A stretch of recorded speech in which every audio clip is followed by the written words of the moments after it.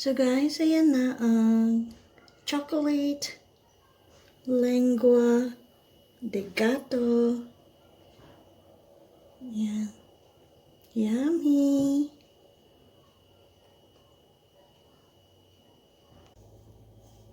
Hi guys! Welcome back to my channel. Today, mag-bake ako ng lengua de gato. Chocolate flavor siya. Oh, yes! Actually, nakagawa na ako ng lengua de gato. Ayan siya. Ayan. Ilalagay ko rin siya. Yung link niya. Plain lengua de gato siya. Madali lang siyang gawin. And super yummy siya.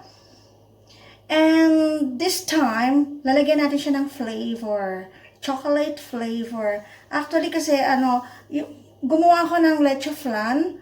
At yung white egg, sayang naman siya, kaya gagawin ko na lang siyang lengua de gato. And nakagawa na ako noon, kaya lalagyan ko siya ng flavor ng chocolate. So, let's get started guys. Konti lang ingredients natin. So, eto, ang egg white. Dalawang egg white lang siya. Pero kung gusto niyo ng madami, pwede nyo namang i-double ang ingredients. So, kailangan natin yan, ang butter, ang sugar, ang flour, ang vanilla essence, at ang cocoa powder. So, kailangan din natin siya. Ito rin, kailangan din natin siya. So, guys, kailangan natin ng 1/2 cup of butter, softened.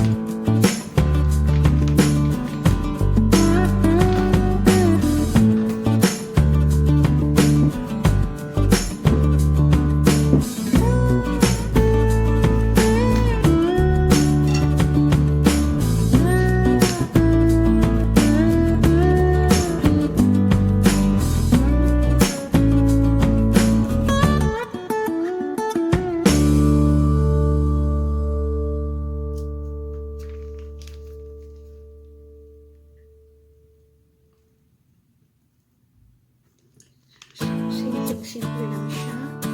Napakadali lang.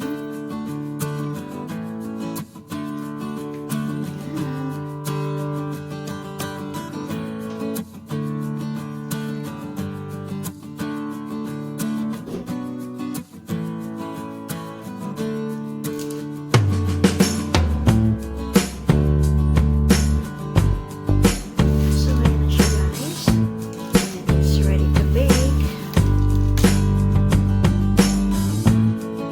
So, ayan guys. Bake natin siya sa 160.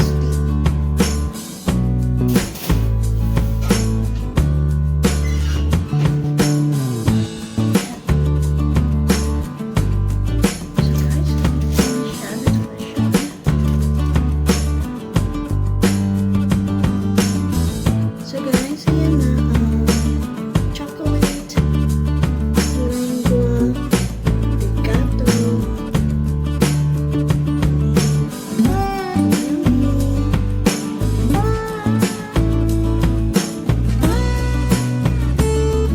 So ayan na siya guys, ang lengua de gato chocolate flavor. Natingnan ko na siya, ang sarap, super sarap siya, super yummy. Pero kukuha tayo ng isa. Kita ko sa inyo. Ayan.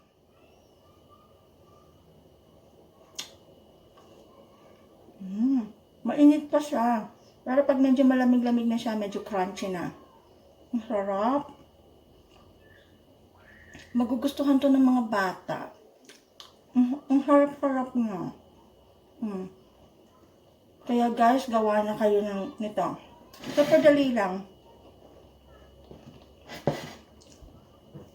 Hindi masasayang ang inyong egg white.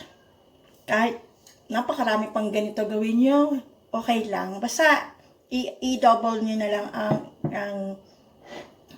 ang measurement ng mga ingredients. So guys, thank you for watching. So see you in my next video. Bye everyone.